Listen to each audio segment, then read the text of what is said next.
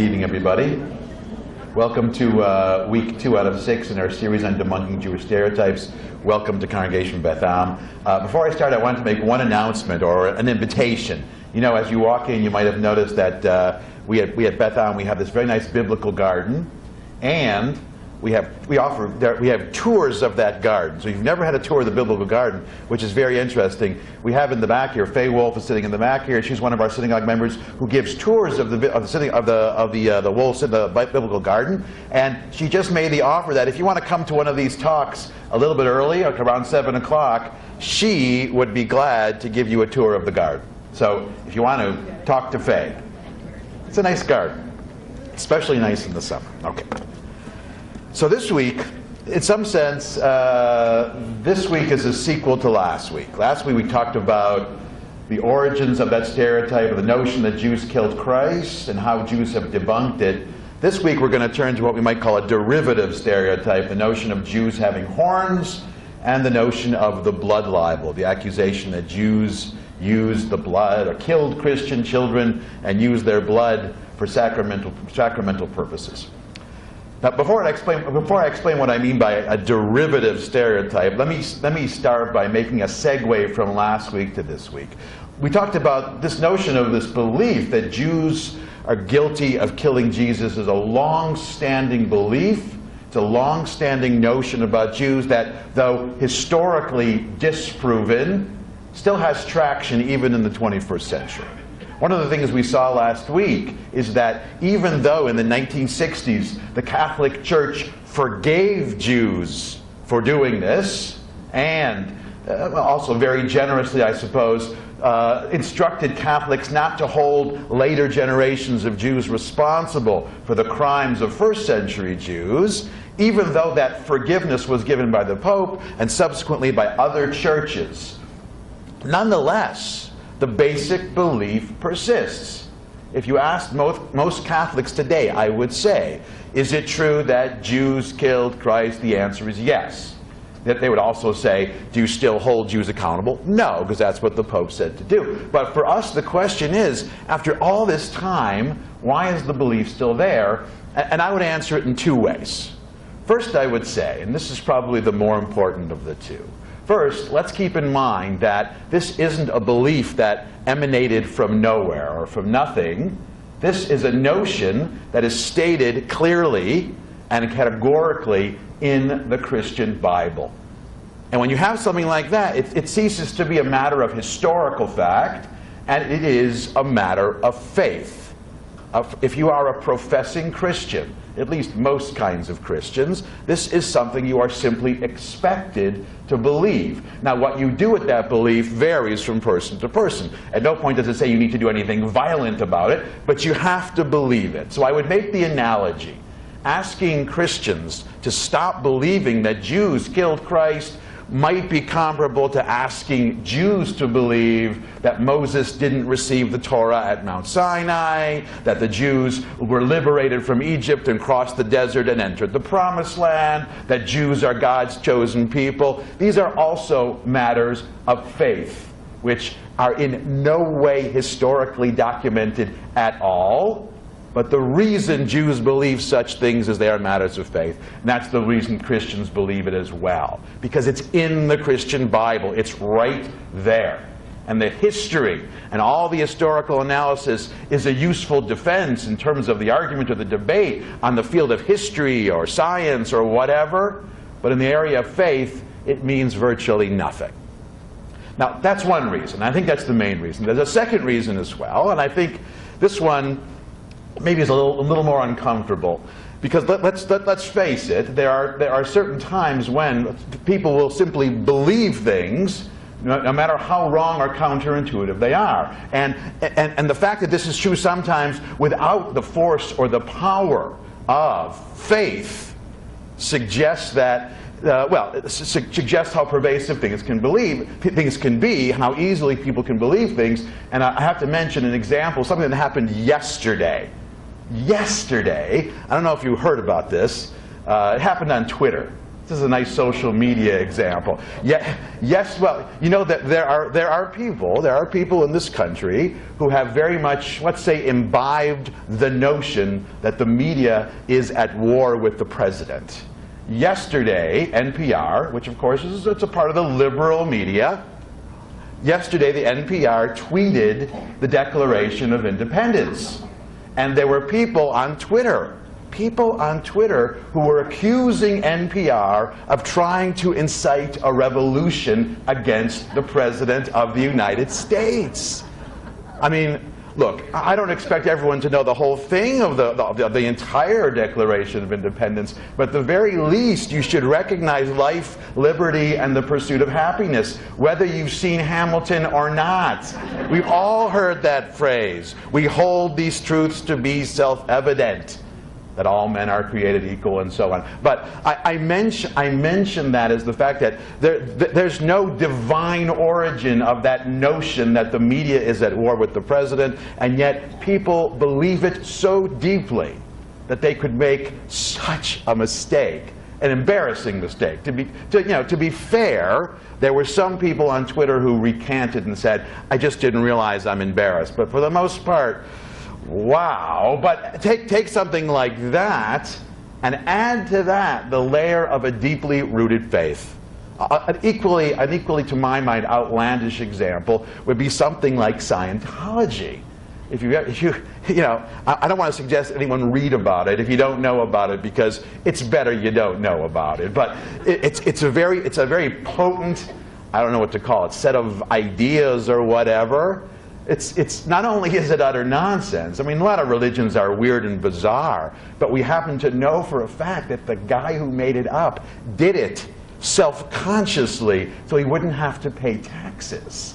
And that is a known fact, but the people who buy into Scientology in almost a George Orwell kind of doublethink, they just click that fact away. So things can be very, very powerful without being rooted in what is regarded as a document, as a text that's of divine origin. Even without that, so much more so, the belief that Jews killed Christ also has the additional layer of force and power and stature of being believed to have come from God. And that's what makes that belief so powerful.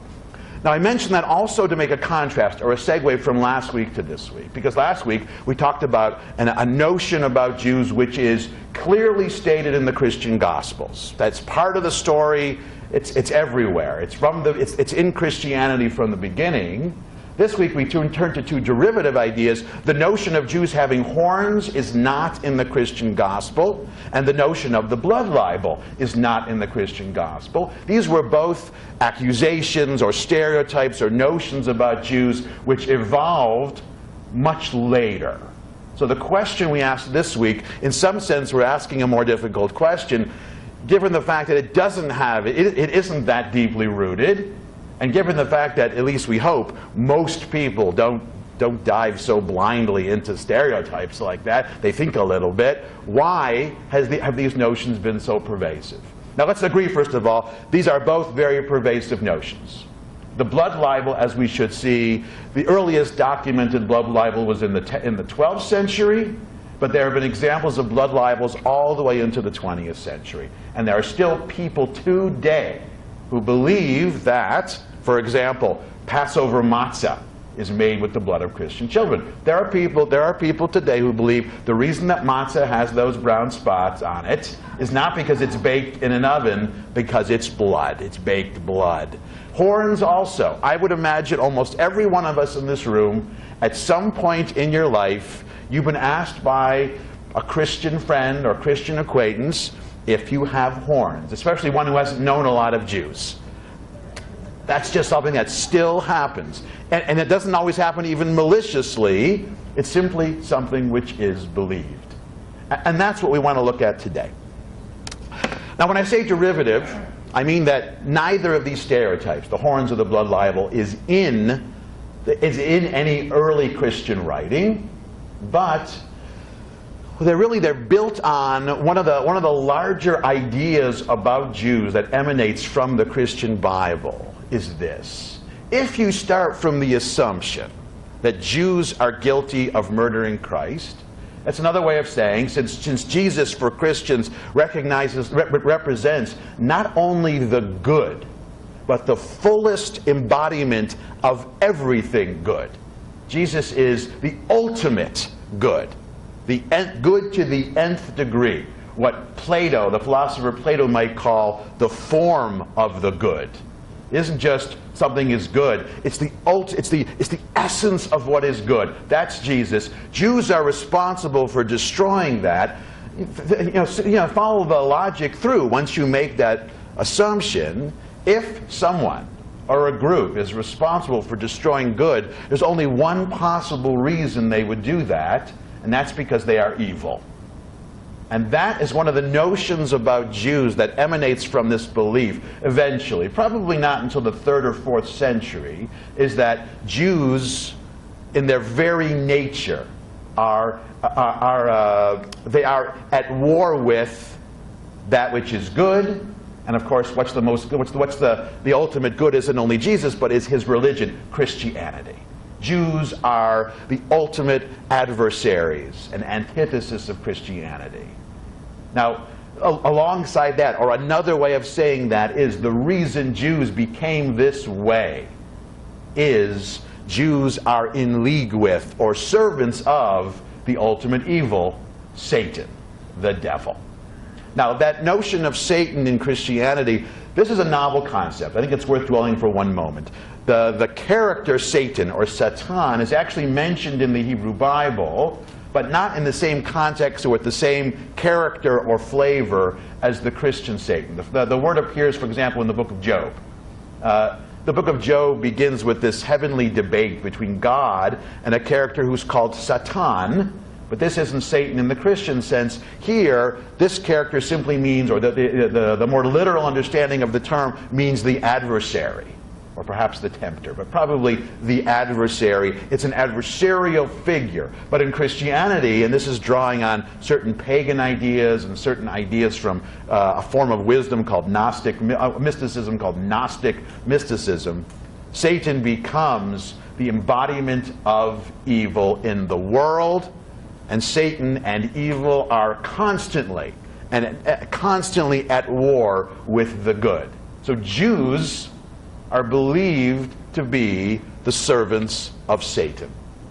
Now, let's not, well, I was about to say, let's not take that too lightly. That's a very serious charge and a very serious assumption to make, and it would be difficult to believe if you didn't already believe that Jews killed Christ. So let's understand the order of things in terms of when ideas pop up. First, you have the story of Jews murdering the Lord and destroying, driving from the world all that is good.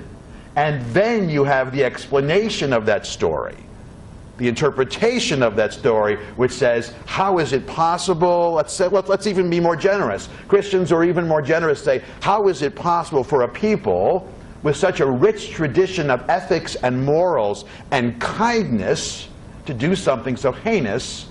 They're servants of Satan. Now, initially, this notion of Jews being servants of Satan said that Jews were seduced by Satan. It wasn't Jews themselves being inherently evil. It was Jews being good, but being drawn over to the dark side, to borrow a phrase, by Satan, the great tempter of mortals. It was an example of human frailty. Now, that notion of Jews being vulnerable to this sort of temptation also wasn't drawn from thin air. Remember, one of the Christian understandings of the Hebrew Bible is that the Hebrew Bible is a story of a chosen people going astray again and again and again. From a Christian perspective, the Old Testament is a story of sin. Jews are chosen. Immediately after they receive the Ten Commandments, the golden calf. So the fact that Jews are eventually seduced over to the world of evil by Satan from a Christian perspective is really the most dramatic step in a much longer story of Jews simply being susceptible to evil. Now, there's a lot of reasons why Christians believe it to be that true. One of them is, for example, is that the notion that Judaism, it's too visceral and materialistic and this worldly in its commandments. You know, the Jewish commandments deal with food, with circumcision of the flesh, as opposed to loftier ideas. Judaism lacked that lofty sense of trying to commune with God or Christ on some heavenly sphere. Judaism was too grassroots, too ordinary, too mundane in so many ways, so the Jews were too grounded in the temptations of this world. That's a Christian understanding, and of course there are Jews have done, to my mind, a very good job refuting that notion. But that's the basis of it. Now, once we assume that Jews are the servants of Satan, anything is possible. If you believe that Jews are the servants of Satan, well, you can believe just about anything, and that's where our stereotypes from this evening really come from. So let's begin with the horns first. Why horns of all things? Well, it's really coming from two directions, I would say. First, if you notice, well, you notice I put three pictures there. I'm going to come to these three images, even though they're a little bit blurry. This notion of Jews having horns is really built on, let's say, two parallel facts or two parallel beliefs. Let's start with the broader and then go to the more specific. The more broader is, if we put early Christian ideas in a broader context, this notion of being a servant of Satan wasn't only a notion of Jews being evil, it was also a notion of Jews bearing great power. Jews are dangerous. Jews are powerful because they're imbued with the power of the dark side, the power of dark magic. You know, and it's not surprising that in literature, dark powers are always very powerful. They're ultimately subdued, but they're very powerful and very threatening. Jews are very powerful people, and it so happens that in the ancient world, there were many powerful deities, both good and evil, who were horned deities from various cultures. The idea of horns, the horn being a symbol of power or a symbol of sovereignty or a symbol of might of some kind, was not uncommon. I'll give you an example. If you look on the right, that's a sculpture of Alexander the Great, an early sculpture, early rendering of Alexander the Great. There were many Christians and many others, pagans from the 1st, 2nd, 3rd century CE, who believed that Alexander the Great had horns, not because he was a Jew. That would be out of line. You're following me here? He was a horned person because he was a semi-divine figure. Giving someone horns is a way to making someone superhuman, for better or for worse. So there is this larger notion that having horns is a symbol of power. But it also derives more directly from this notion, this association of Jews with Satan. Because when Satan was depicted with horns. Satan was depicted with horns, and you've seen the pictures, and a tail, and hoofs. Now the hoofs is interesting. And this is related to the horns, because the horns weren't the only, let's call it, anatomical stereotype about Jews that expressed this connection to Satan. There were others as well. Satan's favorite animal was the goat. Satan's favorite animal was the goat, partly related to the biblical notion of the scapegoat, but there are other reasons as well. It really comes from something Christian, from something Hellenistic. And so, you know, a goat has a kind of goatee, but a goat also has the horns. The depiction of Satan is sort of goat-like. And for Jews, it wasn't only the appearance of the goat. Early on, by the 5th or 6th century CE, there is this notion which in Latin is called foetor Judaicus, which means the Jewish smell. Foetor is like the English word fetid. It's something that smells really bad. Jews smell like a goat. There was this notion that Jews smell like goats. Not just a bad smell, and has nothing to do with hygiene. It had entirely to do with being satanic, because Satan's animal was the goat. And so too, the notion of Jews having horns, an element of it, is this notion of being Satan-like. One way of expressing the fact that Jews are Satan-like is putting horns on Jews. And I gave you an example here from a 13th century Austrian poet whose name was Siegfried Helbling, who wrote, this is text number 1, he wrote, "There never was a state so large that a mere 30 Jews would not saturate it with stench and unbelief." Look at the linking here. Jews smell like goats. Jews spread unbelief, corruption. Jews are a negative influence. And yes, his intent here was to try to get the king of Austria to expel the Jews. That was part of the argument he was making.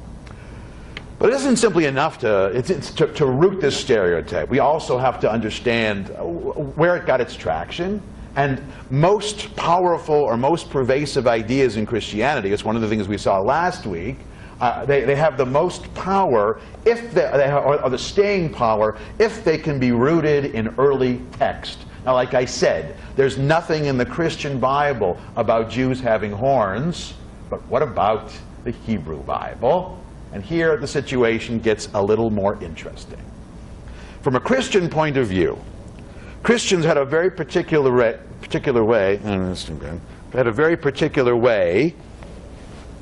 of interpreting a verse from the book of Exodus. Now let me give you the setting of this verse, and then we can read what the verse says. This is right after Moses goes up to Mount Sinai. He's coming down from Mount Sinai. The people see him. He's just spent 40 days and nights with God on Mount Sinai. And look at text 2. It says, "Vayihi beredet Moshe mehar Sinai, Ushnei luchot ha'edut biyad Moshe bridato minahar." When Moses came down, so Moses came down from Mount Sinai, and the two tablets of the covenant, the 2 tablets of the law were in his hand. And here's the crucial part: Moshe lo yada. Moses didn't know ki karan or panav.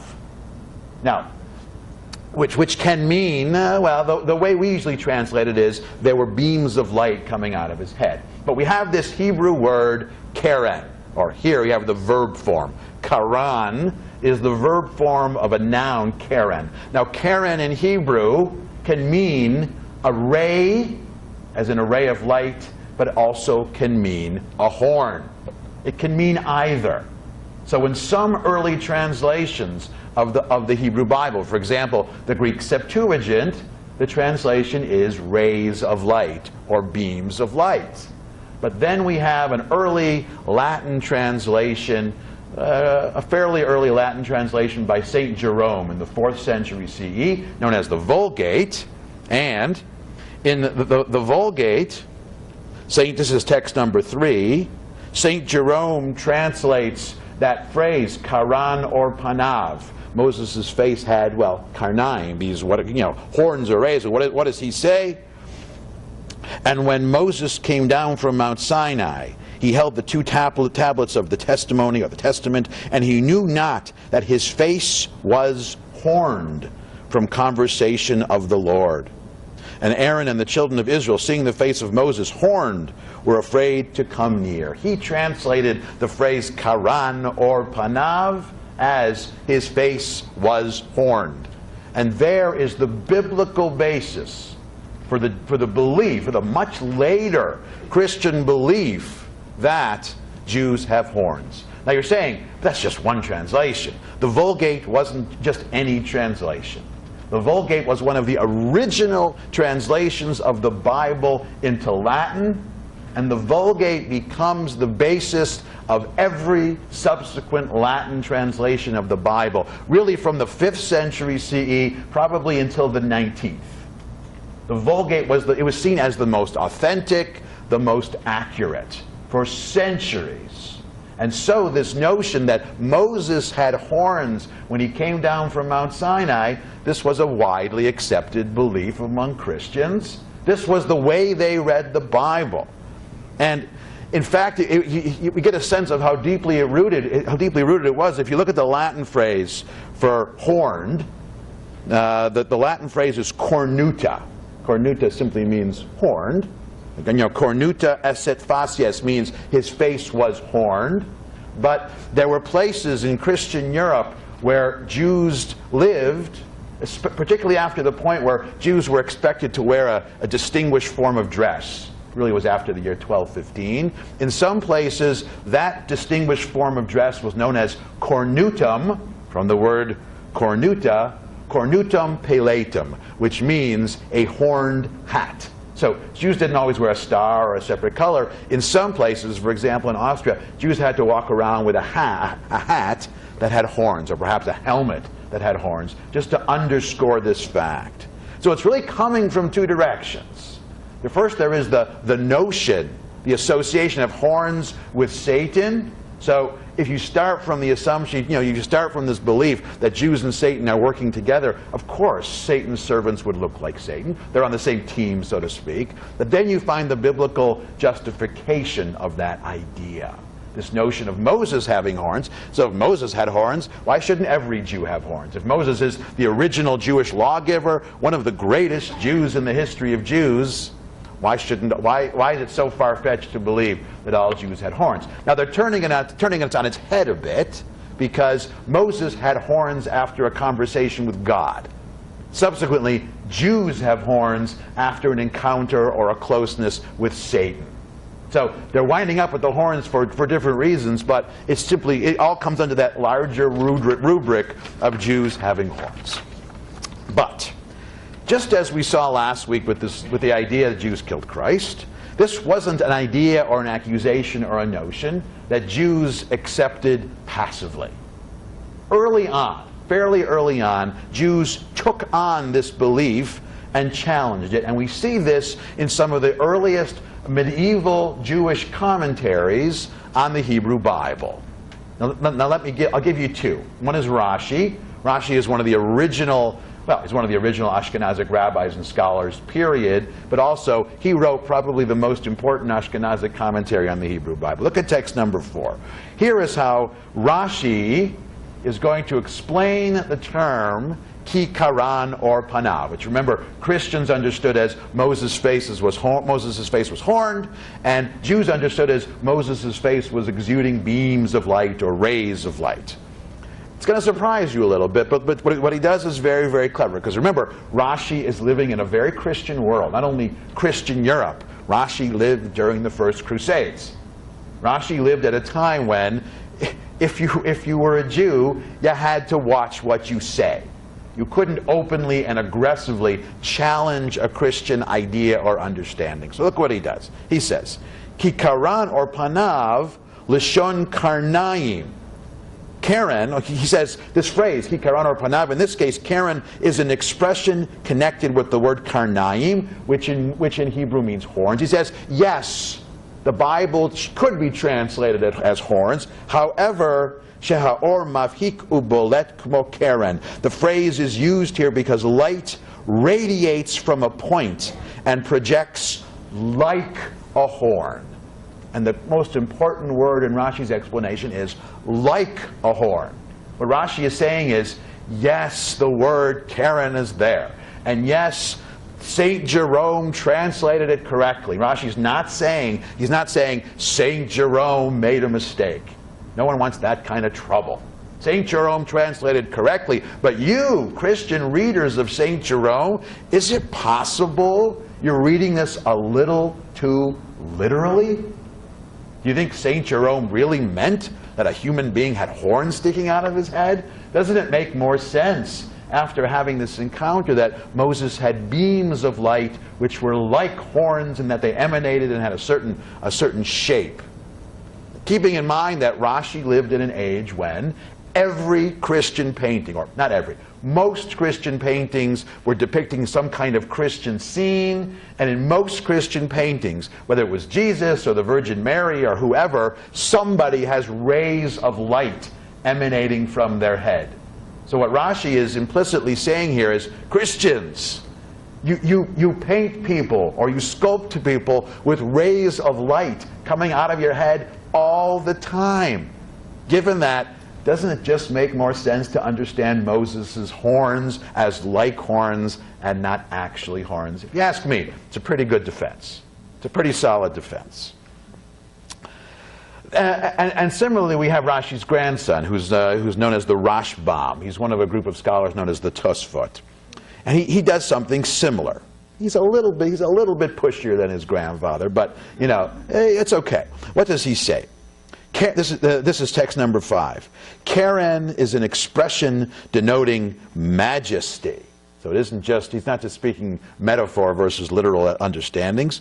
Anyone who compares the meaning of the, well, and now he's going to use a Jewish form of biblical interpretation to defend himself. Or really, he's going to sort of turn one on its head. And I'll just say parenthetically that one of the most common rules of biblical exegesis, of biblical interpretation, that Jewish interpreters use is called Gzeira Shava.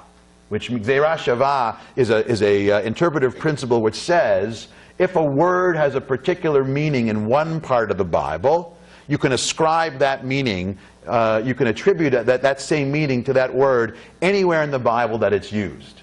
Now, there happens to be a verse in the book of Deuteronomy, this is way at the end of the Torah, which says, it uses the phrase karnei re'em, the horns of a bull.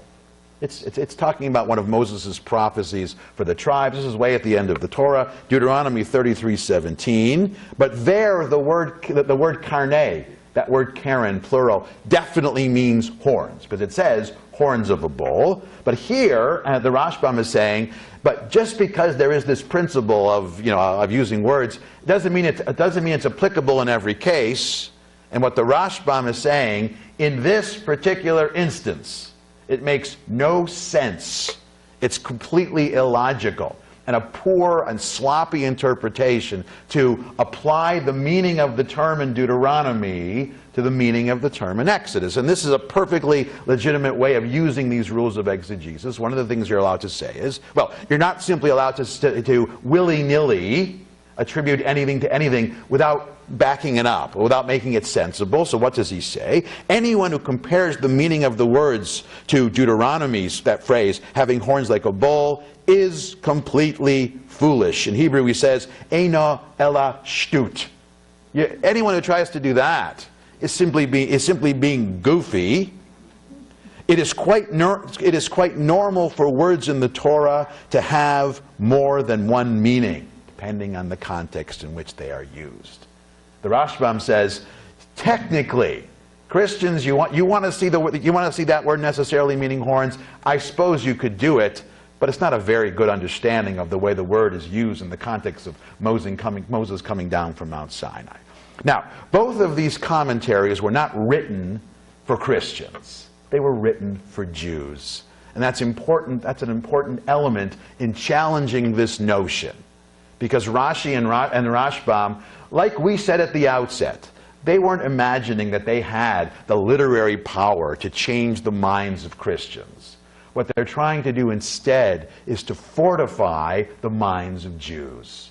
So when Jews are approached by a Christian missionary to say this and that, Rashi and the Rambam here and other places have given them the ability not so much to shout back at the missionary, because if you live in the time of Rashi or the Rashbam, you had to be polite to Christian missionaries. You couldn't be overly bombastic, you couldn't be overly aggressive, you had to be more passive. That simply was the nature of the beast in those days. But you didn't have to change your mind, and that's what Rashi and the Rambam are doing. Now, it gets a little trickier. Well, first let me say, as time went by, this sort of defense became more elaborate. Last week we mentioned that text, the Nitzachon Vitus, the book of old polemic, which challenged Christian interpretations of the Bible. If you look at text 8, we'll come back to 6 and 7 in a second. If you look at text 8, text 8 really shows how the defenses of Rashi and the Rambam are further elaborated by the author of the Nitzachon Vitus. So, in response to this, oh, I'm sorry, we're not up to text 8 yet. Sorry about that. Okay. Let me just sum up by saying that by the time we get to Rashi and the Rambam, we have this Jewish defense against this notion, and we have a certain Christian way of fashioning it. But what about Michelangelo? What do we do with the fact that Michelangelo, the Renaissance poet, he painted Moses with horns. Now, wouldn't we expect that someone who was part of the Renaissance would be a little more sophisticated and worldly and not hearkening back to old and outdated stereotypes? In fact, if you really understand Michelangelo and you really understand what the Italian Renaissance was about, it makes perfect sense that he would paint Moses with horns. Why do I say that? Because the Renaissance, while it was the rebirth of ancient wisdom, while there was an element of humanism in the Renaissance, the bottom line is the Renaissance was a very Christian movement, or more specifically, a very Catholic movement. Yes, the Renaissance painters didn't only paint Jesus, they painted other things as well. But nothing any of these Renaissance thinkers were doing, whether they were painting or sculpting or writing history or philosophy or rhetoric, none of it was intended to dislodge Christian ideas, but rather to celebrate them in a more pristine and attractive and sophisticated way. Plus, there was Michelangelo. In the rediscovery of ancient wisdom, he was among the first Christian thinkers who really understood, or who knew one of the things I said earlier, that there were these pagan deities who had horns. Alexander the Great had horns. Before the Renaissance, certainly in the High Middle Ages, most Christians wouldn't have been aware of Greek mythology or Greek or paganistic depictions of Alexander the Great. But Michelangelo and his cohorts in the Renaissance, they did rediscover that old wisdom. And from that old wisdom, they rediscovered this notion of horned deities and Alexander the Great with horns. So for him, definitely, the idea of Jews having horns is a great idea, and that's why he did it. And here we can also make a contrast between Michelangelo, a 16th century painter, and Rembrandt, a 17th century painter, in the way they depicted Moses. Now, if you look back to the front page, I'm not sure this is entirely clear from these pictures, but you should Google both of these. First, you have Michelangelo's Moses, definitely has horns, and the horns are unmistakably horns. When Rembrandt painted Moses, first of all, you see his hair is receding a little bit, and at the top, where Michelangelo painted horns, Rembrandt painted tufts of hair. Rembrandt didn't paint Moses with horns. Rembrandt painted Moses with hair. Now, Rembrandt was a Christian. He was a Protestant. Why would one paint the horns and one not? Because Rembrandt wasn't part of the Renaissance. Rembrandt was an early intellectual associated with the Enlightenment. Like I said, the Renaissance was very Christian. The Enlightenment, the European Enlightenment, was the first step of European intellectuals and cultural figures to free themselves of older notions and stereotypes. If you were a Renaissance painter or sculptor, you painted older Christian ideas in a more humanist context. If you were an enlightened sculptor, painter, thinker, writer, philosopher, that's when you begin to ask questions, how do we know that's true? Rembrandt made a study of this matter, and he said, you know what? I'm not sure that Hebrew word Karen means that. Keeping in mind also the Hebrew language was very important to the early scholars of the Enlightenment. You know, we have, they're known as Christian Hebraists. These were Christians who read Hebrew so as to be able to understand the Hebrew Bible in its original text. And really from the Protestant Reformation onward, one of the things Christian Hebraists are doing is to understand the original meaning of the Hebrew text so as to challenge basic stereotypes that in their mind were emanating from the church. So when Rembrandt read that verse, used that verse to depict Moses, in his mind, the idea of Moses having horns, and by extension, the idea of Jews having horns, was not a Christian idea, it was a Catholic idea.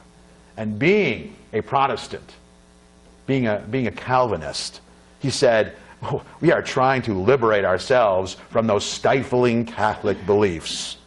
That's what he was trying to do in general. His Moses represents a first step away from this deeply entrenched Christian notion of Moses having horns. Because for Rembrandt, Moses didn't have horns, he just had some hair.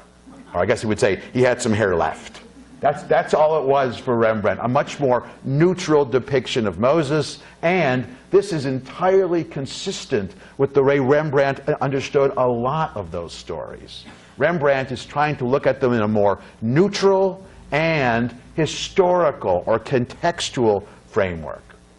So in a sense, Rembrandt's Moses is the first step toward a larger, let's call it enlightened, and later secular Christian readership, Christian audience, Christian intellectuals who begin to see through the stereotype of Moses and therefore Jews having horns.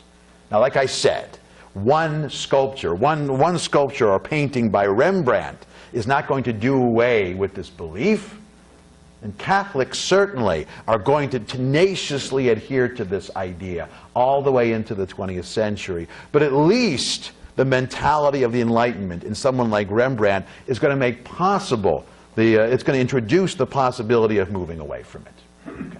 So that's the notion of horns and the notion of debunking horns. By the way, after Rembrandt, it's much easier for Jews to say, no, we don't have horns, as Christians begin to think more historically about the past and less theologically about the past.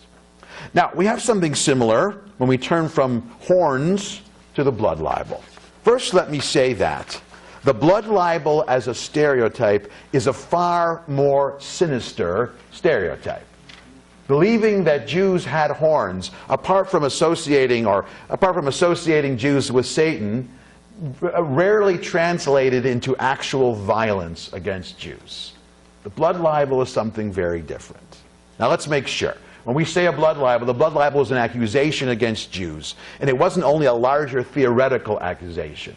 When we speak about blood libel accusations, we're talking about specific moments in specific places where specific Jews were accused by a specific group of Christian neighbors or a Christian community of committing a very heinous crime. The blood libel didn't just say that Jews used the blood of Christians. It said the blood of Christian children. And so typically a blood libel was also associated with blood vengeance. When Jews would be accused of a blood libel, the next thing would happen is a Christian mob would attack not only the individual Jewish accused, but typically the Jewish community. Now, the broader idea, or this concept of the blood libel, also has deep roots within Christian thinking.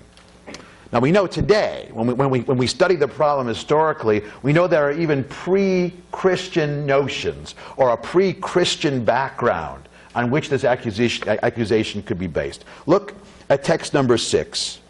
Text number 6 comes from the Greek historian Democritus, who lived 4th, 5th century BCE. And he said, every 7 years, the Jews captured a stranger, brought him to the temple in Jerusalem, and sacrificed him, cutting his flesh into bits. Now, this is a pagan accusation against Judaism. Democritus was not Christian. He was pagan. And he isn't talking about an actual blood libel, but there is this idea of Jews committing an act of murder, ritual murder, murder for ritual purposes against non-Jews. And in text number 7, our good friend, the philosopher Josephus Flavius, also a cat, apparently, who wrote several centuries later, in an essay he wrote called Against Apion, parenthetically. Apion was an Egyptian pagan priest who made certain accusations against Judaism. Josephus defended Judaism against the claims of this Egyptian priest Apion. He writes the following. And from Josephus' defense, we know what Apion actually accused Jews of doing. This is text number 7. Apion says that Antiochus found in our temple a bed, and this is Antiochus from the Hanukkah story. Antiochus found in our temple a bed, and a man lying upon it. with a small table before him full of dainties, from the fishes of the sea and the fowls of the dry land. He fell down upon his knees and begged to be released. This is the man, not Antiochus. And that when the king bid him sit down and tell him who he was and why he dwelt there, and what was the meaning of those various sorts of food that were set before him, the man made a lamentable complaint, and with sighs and tears in his eyes gave him this account of the distress he was in, and said that he was a Greek, and that he went over this province in order to get his living, and he was seized upon by foreigners on a sudden, meaning suddenly, and brought to this temple and shut up therein, and was seen by nobody, but was fattened by these curious provisions thus set before him, and that truly at the first such unexpected advantages seemed to him matter of great joy, that after a while he inquired of the servants that came to him, and was by then informed that it was in order to the fulfilling a law of the Jews, which they must not tell him, that he was thus fed, and that they did the same at a set time every year, that they used to catch a Greek foreigner and fat him up thus every year, and then lead him to a certain wood and kill him, and sacrifice with their accustomed solemnities, and taste of his entrails, and take an oath upon this sacrificing a Greek, that they would ever be at enmity with the Greeks, and that they threw the remaining parts of the miserable wretch into a certain pit. Josephus reproducing the accusation of Apion. That, by the way, that wasn't Josephus. That was Josephus quoting Apion. Josephus quoting Apion says that, he elaborates what Democritus had said. It isn't only that Jews are killing him, Jews are doing all of this, fattening him up, then killing him for ritual purposes to demonstrate this endless hatred of Greeks and Hellenistic civilization. So it isn't just an act, it's an act as a quintessential act of hatred. Now, all that was around long before Christianity. He's writing this in the first century. Christianity is in its infancy, not a major factor yet. Now, Josephus also offers us the first effort at refuting this claim. And what Josephus is going to say is going to be echoed by later Jewish defenders against this claim. So Josephus goes on to say, now this is such a most tragical fable, as is full of nothing but cruelty and impudence. How comes it that we take an oath and conspire only against the Grecians, the Greeks, and that by the infusion of their blood also? Why would we do this? Why would Jews specifically target Greeks for blood, for ritual blood? Or how is it possible that all the Jews should get together to these sacrifices, and the entrails of one man should be sufficient for so many thousands to taste of them, as Apion pretends? Or why did not the king carry this man, whoever he was, and whatsoever was his name, with great pomp back to his own country, where he might thereby have been esteemed a religious person himself, and so on and so forth? In other words, Josephus basically says, this story makes absolutely no sense. Now, what Josephus didn't know was that later on, in a Christian context, this kind of story and accusation would actually find some deep roots, and a lot of people would believe it.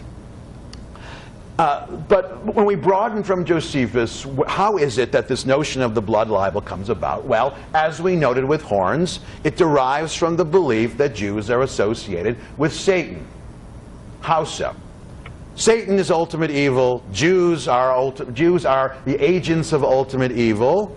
And part of this Jewish war or struggle against the goodness and purity of Christianity is not only to attack it, but to undermine it and corrupt it and depurify it. So the notion is, if you're Jewish, you find the purest Christian thing there is, and you defile it by using it for an impure purpose. And there's nothing purer than a child.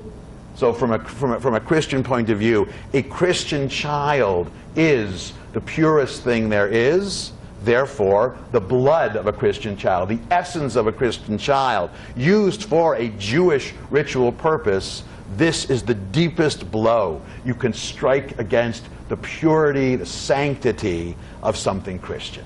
You take the purest embodiment of Christian good, and you turn it on its head, and you use it for evil purposes. And that's why it has to be the blood of a child, not the blood of anyone else.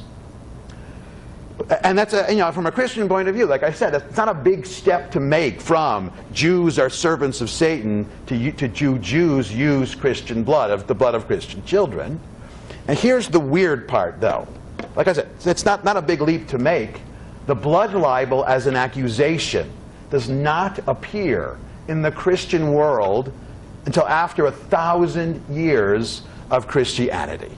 If it was that obvious, and from a Christian point of view it seems pretty obvious, why don't we have blood libels in the 4th century, in the 5th century? Now there are two possibilities which we have to allow for. When I say the first blood libel is in the 12th century, that's the first documented example. There might have been an undocumented example that we don't know about. Maybe. Unlikely, though, because so many of these blood libels were documented, it seems odd that some Christian somewhere wouldn't have written it down. So it seems fairly reasonable to say that it was only in the 12th century that we have these actual blood libels. What took so long, in other words? Not that I'm complaining, but what took so long? There is a theory. Now, the theory that a historian whose name was Yisrael Yuval had about 10 years ago. Now, I'm going to tell you this. A, it's just a theory. Secondly, it is a controversial and hotly debated theory, and it's also a little uncomfortable. So, warning. I'm not 100% sure I subscribe to it. I'm mentioning it because it's interesting. It's very engaging.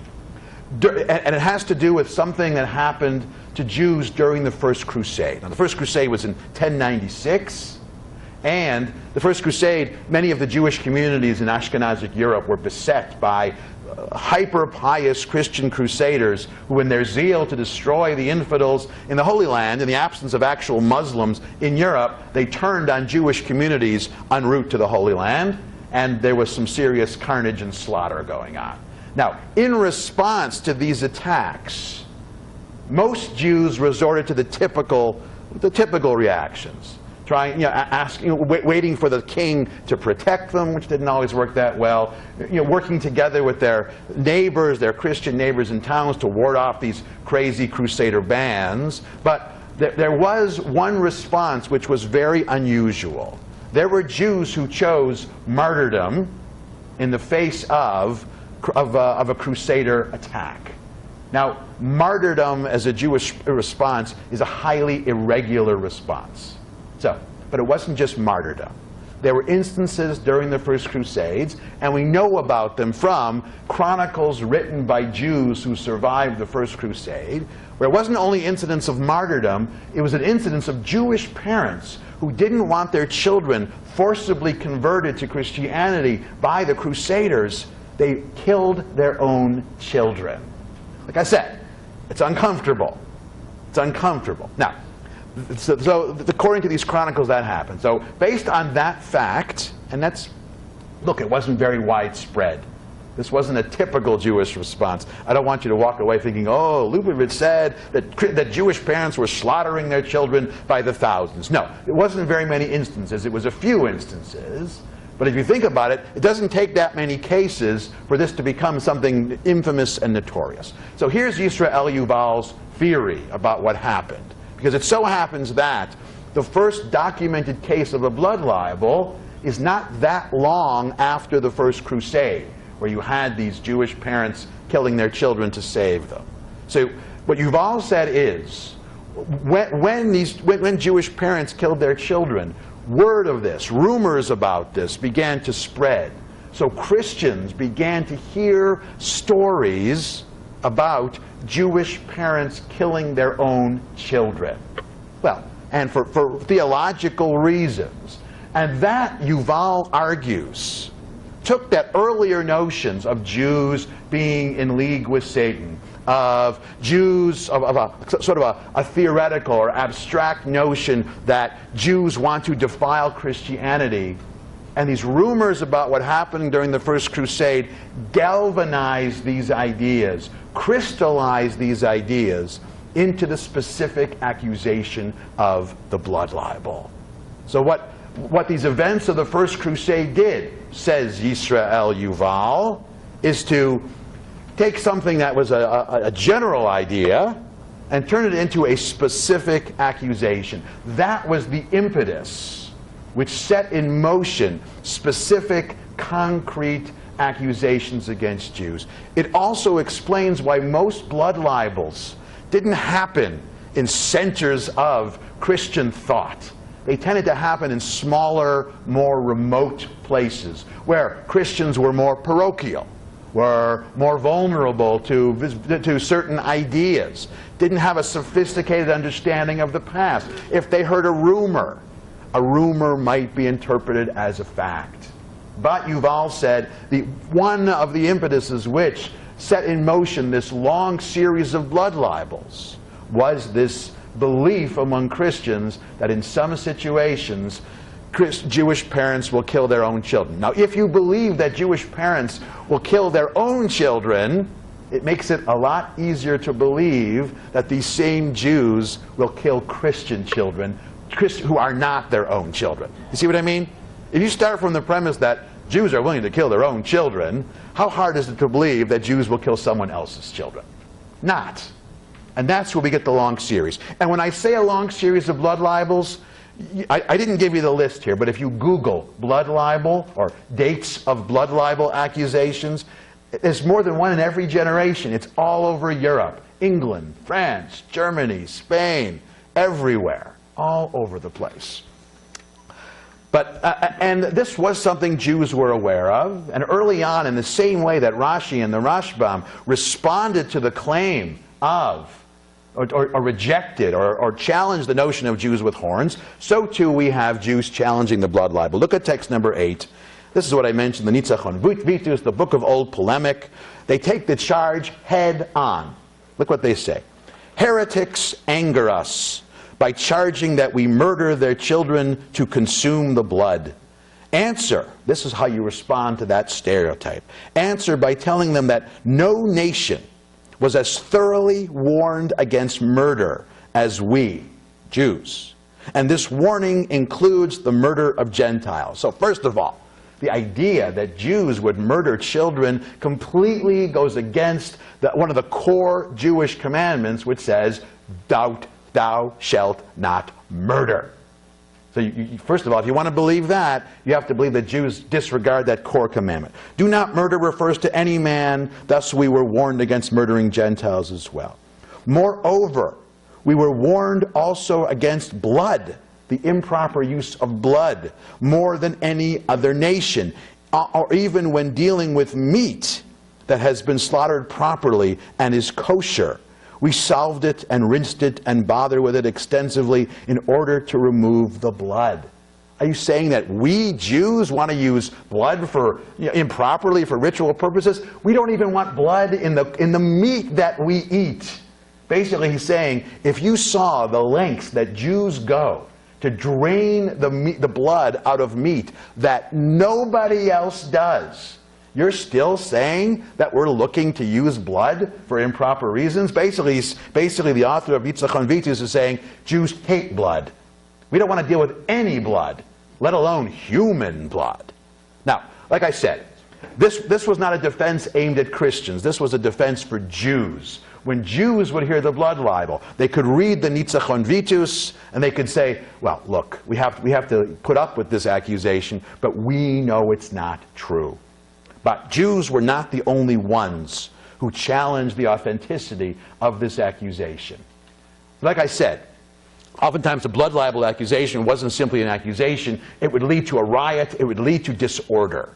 And one of the things we can say about most sovereigns and authority figures in the Middle Ages is whatever they felt about Jews, they liked Jews, they hated Jews, whatever, what they really didn't like was a breakdown of law and order.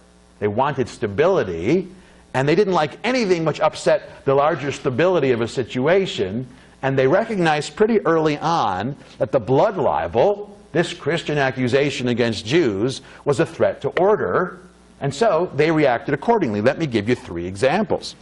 Text number 9. This is from Holy Roman Emperor Frederick in 1236. Responding to a blood libel accusation, basically he's telling the accusers, go home. leave these Jews alone. And he says, neither the Old nor the New Testament state that Jews lust for human blood. On the contrary, it is expressly stated in the Bible, in the laws of Moses, and in the Talmud, which is another text, they should not defile themselves with blood.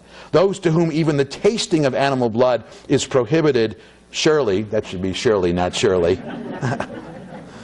I feel like I'm in the movie Airplane right now. I am Leslie Nielsen right now. Cannot thirst for that. Okay, this one should have been edited a little better. Cannot thirst for that of human beings because of the horror of the thing, because it is bidden by nature, because of the human tire that also binds the Jews to the question, because they would not willingly imperil their lives and property. This is a Catholic emperor denouncing the blood libel, saying it's not true. Stop using it as an excuse to hassle Jews. And it wasn't just kings. How about a pope? Text number 10. This is Pope Gregory X. Now I'm a little nervous to read this. Since it happens, remember, this is Pope Gregory X, the Pope, the ultimate Catholic authority figure. Since it happens occasionally that some Christians lose their Christian children, the Jews are accused by their enemies of secretly carrying off and killing the same Christian children and of making sacrifices of the heart and blood of these very children. It happens to be that the parents of these children secretly hide these children in order that they might be able to injure the Jews, and in order that they may be able to extort from them a certain amount of money by redeeming them from their streets. In other words, this is the Pope saying the blood libel is a hoax. Christian parents are hiding their children as an excuse to blame Jews for their abduction and murder, to extort money from them. Did I mention that this is the Pope who said that? He's basically saying, not only is it not true, but if you're a Catholic, you're an idiot to believe this. It would be not recognizing, you'd be thinking that the Declaration of Independence is a challenge to the president.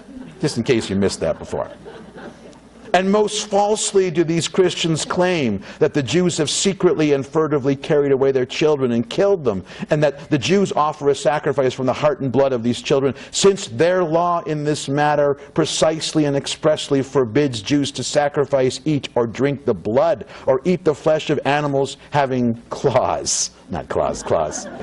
This has been demonstrated many times, yada, yada, yada. So the Pope, he isn't only making an exegetical, an interpretive, or theological argument. He's making a more historical argument. He's saying that the accusation doesn't make any sense. It's almost like the Pope is saying, look, we know Jews are agents, we believe Jews are minions of Satan. But if we're going to accuse them of something, let's at least accuse them of something which makes sense. Now, here it's worth mentioning that alongside the blood libel, there was another accusation, a less well-known one, and certainly a less popular one, that made a lot more sense, but wasn't as widespread. And this was called desecration of the host. Host desecration, that accusation claimed that Jews would sneak into a church at night and literally stab the communion wafers and defile the wine, the sacramental wine, so as to reenact the crucifixion of Christ. Because remember, the wafers represent the flesh and the wine the blood, so you're killing Christ again and again.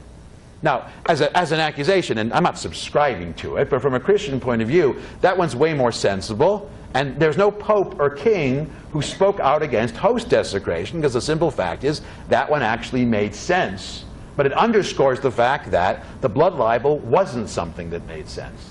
And the blood libel is regarded oftentimes by popes and kings as something which was very parochial, reflected a certain ignorance, and didn't have the same kind of legitimacy or authenticity as other accusations. Nonetheless, it was still very widespread. Let me give you one last example of a sovereign rejecting the blood libel, and then we can conclude. In 1840 is the first time we have an example of a blood libel, not in the Christian world, but in the Muslim world. Now, that makes good sense, by the way, because none of what we've said this week, Jews having horns, the blood libel, desecration of the host, we find none of these accusations in the Muslim world, which makes perfect sense if you remember that while Muslims consider Jews to be infidels, unbelievers, there's nowhere in the Quran where Jews are accused of killing Allah or Muhammad or anything like that. They're simply non-believers. And yes, the Quran can speak about Jews with derogatory language, but nothing approaching the accusation of deicide. Not surprisingly, given the absence of that accusation, there's no notion of a blood libel or desecration of the host or Jews having the characteristics of Satan, like the stench of a goat or horns. It simply doesn't make any sense in a Muslim context. Like I said, there are derogatory things. Muslims often will present, the Quran often describes Jews as apes, but that's a different story, and the reason for that is nothing as savage as deicide, horns, or a blood libel. Now, like I mentioned, 1840 is the first time we have a blood libel in the Muslim world, but I don't want to raise your hopes if you're like, oh good, now we get to hear about Muslims doing it too. We don't. It took place in Damascus in 1840. And this blood libel was not Muslims in Damascus accusing Jews. It was Christians in Damascus accusing Jews. Now, it's part of a larger story, which is really the subject of another lecture. But what I mentioned it here because the person who spoke out against the blood libel was the Ottoman Sultan, the most powerful Muslim in the world, who said, look at text number 11, an ancient prejudice prevailed against the Jews. This is an imperial firman. A firman is an Arabic word for a decree. He is making a decree rejecting the blood libel. An ancient prejudice prevailed against the Jews. The ignorant believed that the Jews were accustomed to sacrifice a human being. Remember, he said the ignorant believed to make use of the blood at their feast of the Passover. And as a consequence of this opinion, the Jews of Damascus and Rhodes, who are the subjects of our empire, have been persecuted by other nations. But a short time has elapsed, and some Jews dwelling on the Isle of Rhodes have been brought to Constantinople, Istanbul, the Ottoman capital, where they have been tried and judged according to the new regulations, and their innocence of the accusations made against them fully approved. Jews in this particular case were exonerated. Thus, the justice and equity required has been done in their behalf. For this reason, and for the love that we bear to our subjects, we cannot permit the Jewish nation, whose innocence of the crime alleged against them is evident, to be vexed and tormented upon accusations which have not the least foundation in truth. The Jewish nation shall be protected and defended. Now, this is a Muslim sovereign. He's not only telling them not to believe it like Emperor Frederick did or Pope Gregory did. He's basically saying, in only thinly veiled terms, this is the stupidest Christian idea I have ever heard. You've got to be kidding me. He's just aghast. And he said, in this empire, in my empire, we are not going to tolerate such nonsense against Jews or against everybody else. You want to accuse someone of something, it has to make sense. Even if you want to make a religious accusation against someone, it's got to make sense. It didn't make sense. So where does that leave us today? When we speak about, when we hear the accusation of the blood libel today, and it's around, although it tends to be more marginalized, I would say most people who have a sense of history, who have a sense of context, who think critically about the past, and I mean most people being Jewish, Christian, whatever, they are fortified. They have the ability to refute this claim in a pretty straightforward way, because we have accumulated several centuries of arguments against the blood libel. And so in the 21st century, I would suggest that the blood libel accusation has become a kind of shibboleth, a kind of distinguishing feature or distinguishing point between someone who has a more sophisticated understanding of the past and someone who has a less sophisticated understanding of the past. Thank you. Thank you very much.